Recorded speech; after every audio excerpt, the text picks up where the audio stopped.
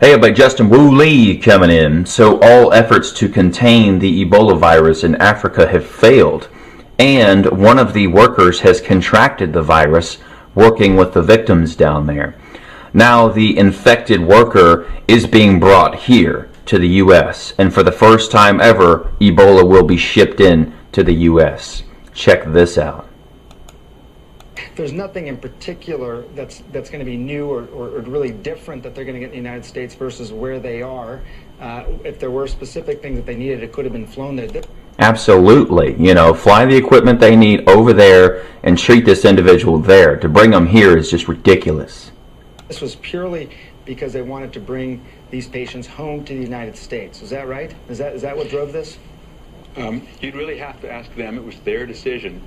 But we are here to support the decision and to remember that I know that it creates fear in people, but I really hope that people's fear won't outweigh their compassion.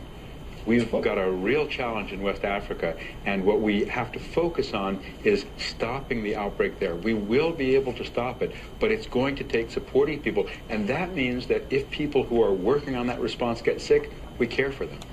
Yeah, care for them there. Our problem, Doc, is the fact that all your protocol measures have failed there. So why are you going to bring the virus here? It's just asking for trouble, and maybe that's what they want. They've been wanting an excuse for martial law for some time now. What better way to do a little gun confiscation under the guise of quarantine?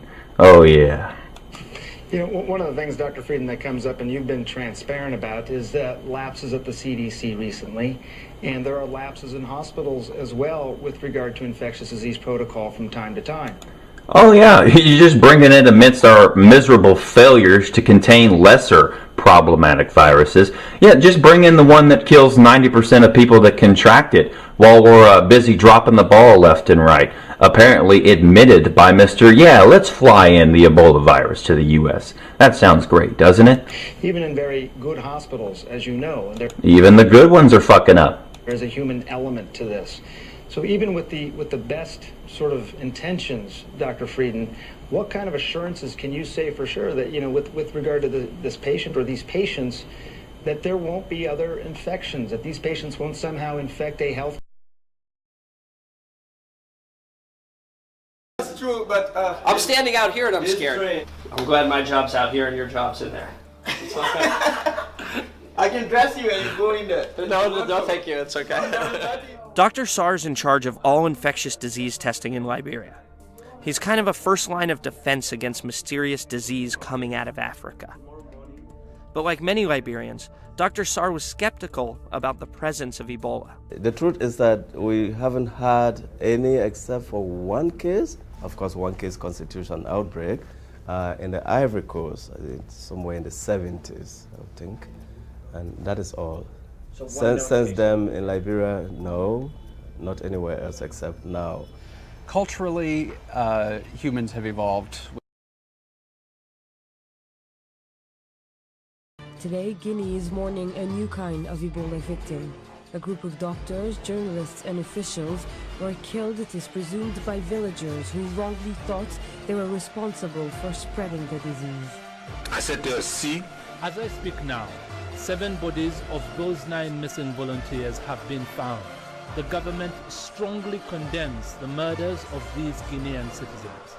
The authorities here in Conakry have launched an investigation after some of the bodies were found dumped in a pit latrine, the corpses showing injuries from clubs and machetes. What happened here? The healthcare team was in a remote village in Guinea trying to educate residents on the dangers of Ebola. Witnesses say they were greeted by the chief with open arms, but then some villagers began accusing the aid workers of lying about the Ebola virus, even accusing them of trying to bring the virus to the village to eliminate them. Witnesses say the aid workers were attacked by young people with rocks and machetes.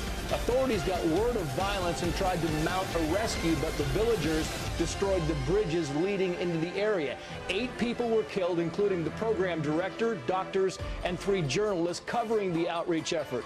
2 members of the aid team are still missing, but some did manage to escape, and their accounts have led to several arrests, even accusing them of trying to bring the virus to the village to eliminate them.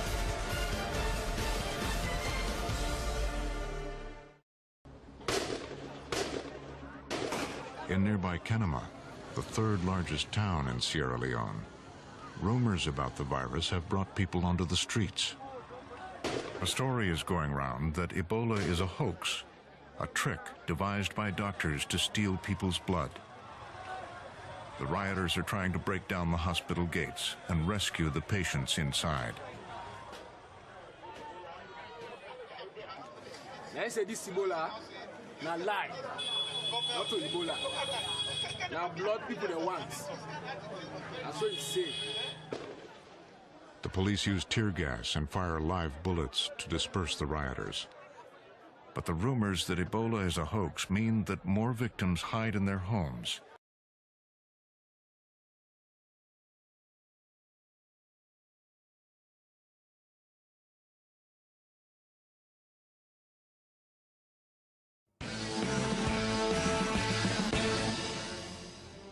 Well, there's a feud that's brewing in the small town of Quartzsite, Arizona. See, there are some very sharp divisions there between Mayor Ed Foster, the city council, and the police department in the area. But the fighting has finally reached a pinnacle, with the city now being put under martial law. Tensions have been growing ever since the city council raised water and sewage rates, a first for the area in over 10 years. Add to that a recent discovery that there had been widespread corruption when it comes to mailing out city paychecks, and that gives you the backstory. But let's get you familiar with some of the players here. As I already mentioned, we've got Mayor Ed Foster, who's fighting the city council, the ones that are responsible for raising rates on water and sewage, and the local police who side with the city council. And then there's Jennifer Jones. Jennifer Jones is a civil activist who's attempted to call out the city council for their backhanded legislation and payroll. We should mention that she's been targeted by police for starting a local newspaper called the Desert Freedom Press to document all of the wrongdoings. However, when Jones took her argument before a city council meeting last week, that's when everything really came to a head. Take note of how the mayor, the police chief, and City Councilman Joe Winslow began arguing over whether or not Jones has a right to speak. And you are, as Mr. Sims from the League of Cities and Towns pointed out to the council, allowed to criticize them. Whether or not Mr. Winslow would like to be out of order or not, I have the floor. I'm afraid that the lady has the floor here. She's been recognized. She has the floor. She has no, I have not. You can leave or be escorted out as well. You are out of order. No, I have the floor. Officer, that woman has the floor. You're violating my rules of order here. Sergeant, I have control of the meeting. As staff informed everyone, this is a framework. This tax is not mandated. All right. You are in violation of my rules of order, Sergeant. Don't resist the officer. Do not resist the officer. The mayor has Do not resist the officer. Do not resist the officer. Let it go, Jay. Let it go. Let it go. You are in violation of my rules of order, Chief. Chief, you are in violation of my rules of order. No, I didn't recognize you. She's at the podium. She has the right. Now, that city council meeting ended with Jones being arrested, so ultimately her voice was not heard. And as if that wasn't bad enough, the city council held another meeting after the YouTube video leaked to the public, and this time, council members privately voted to oust the mayor and declared a state of emergency. Yep, a state of emergency. Apparently, council members claimed that they were getting threats from the public over the way that they